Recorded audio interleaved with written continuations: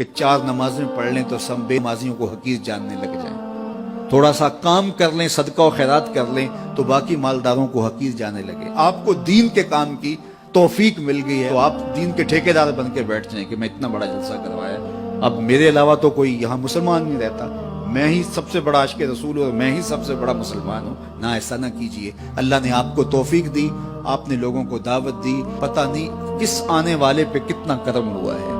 یہ تو ان کی رحمتیں ہیں، وہ جس پہ چاہے جیسے چاہیں برس جائیں۔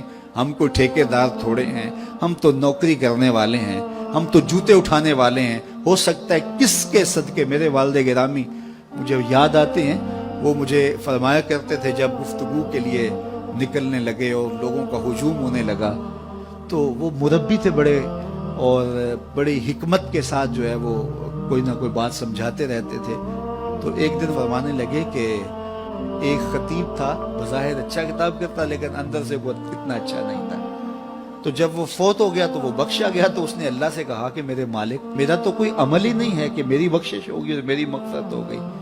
تو فرمایا کہ ہاں ہم تجھے جانتے ہیں، لیکن ایک دن تو کہیں واز کر رہا تھا، میرا ایک بندہ بیٹھا تھا، اس کو پسند آ گیا، میں نے اس کے صدقے تیری مغفرت فرمائی۔ اٹھ فریدا ستیا تے میلا ویکھن جا، اٹھ فریدا ستیا تے میلا ویکھن جا، وت کوئی بخشیا مل جاوے تے تو ہی بخشیا جا۔ تو پتہ نہیں کس کے صدقے سے اللہ رحمتوں کا نزول فرماتا ہے۔ بے عمل کو دیکھ کر کے اس سے نفرت نہیں ہے، نفرت تو گناہ سے ہے، گناہگار سے نہیں ہے، لیکن کوشش کی جائے کہ یہ عمل بد چھوڑ دے۔ اللہ اکبر۔ ایک جنازہ گزرا اور وہ جنازہ کسی غیر مسلم کا تھا، تو چشمان رحمت میں آنسو آ گئے۔ تو صحابہ نے پوچھا کہ حضور یہ یہودی ہے یا عیسائی ہے؟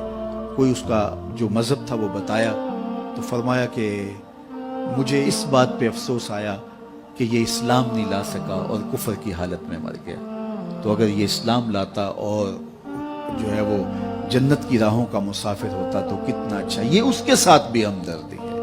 تو اللہ کی مخلوق، یہ جنت کے اکیلے ٹھیکیدار بننے کی کوشش نہ کریں کہ میرے علاوہ کوئی جائے ہی نہ، جنت کے دروازے پہ میں بیٹھ جاؤں کسی کو، یہ زیادتی ہے۔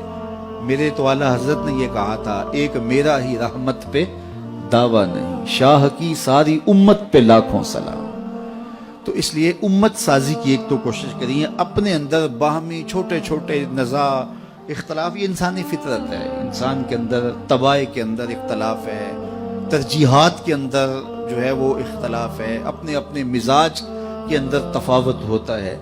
تو ایسا نہ ہو کہ چھوٹی چھوٹی باتوں سے آپ جو ہے وہ امت کو پھاڑ چیر کے رکھ دیں، نہیں، بلکہ امت کا جو تصور ہے اس کو قائم رہنا چاہیے۔ تو گناہ کے بعد جب انسان کے اندر ندامت کا اظہار ہوتا ہے، وہ جو آنسو ٹپکتے ہیں، بندہ اپنے آپ کو چھوٹا سمجھتا ہے، میں اتنا گناہگار، میں پاپی، میں مجرم، میں میلا اتھرو، جب وہ اپنے آپ کو دیکھتا ہے کہ میں اتنا برا شخص ہوں، تو پھر اللہ کی رحمتیں اس کے اوپر متوجہ ہوتی ہیں۔ تو اس کو پسند ہے کہ جب بندے اس کے حضور عاجزی کرتے ہیں، اس کے حضور معافی مانگتے ہیں، تو مت کسی کو حقیر جاننا کہ یہ گناہگار ہے، نہ جانے اس کا انجام کیا ہو۔ کتنے گناہگار ان کا آخر اچھا ہو جاتا ہے، کتنے نیکوکار ان کا آخر اچھا نہیں ہوتا۔ انما الاعمال بالخواتیم، وہ تھی تو فاحشہ عورت، لیکن ایک کام کیا کہ ایک کتے کو پانی پلا دیا، اپنے دوپٹے سے جوتا باندھ کر کنویں میں لٹکایا اور اس کو پانی پلا دیا۔ حدیث پاک میں آتا ہے اللہ اس کے صدقے سے اس کی خطائیں معاف فرما دی۔ اور ایک نے بلی کو مار دیا خاتون کو، وہ جہنم کی آگ میں جلنے لگی۔ اس لیے کون کس کا انجام کیا ہوتا ہے؟ ہمارے بزرگ فرماتے ہیں کہ بچے سے پیار کرو کہ اس کے گناہ کم ہیں، اور بڑے سے پیار کرو اس کی نیکیاں زیادہ ہیں، اس کی نیکیاں زیادہ ہیں۔ چھوٹے سے اس لیے پیار کہ اس کے گناہ کم ہوں گے، اور بڑے سے اس لیے پیار کہ اس کی نیکیاں زیادہ ہوں گی۔ اور اسی طرح جو ہے وہ خیال کرو کہ ہو سکتا ہے اس کا انجام بخیر ہو جائے اور اس کا آخر کتنا خوبصورت ہو۔ تو مت کسی کو حقیر جانیے گا، ایک میرا ہی رحمت پہ دعویٰ نہیں، شاہ کی ساری امت پہ لاکھوں سلام۔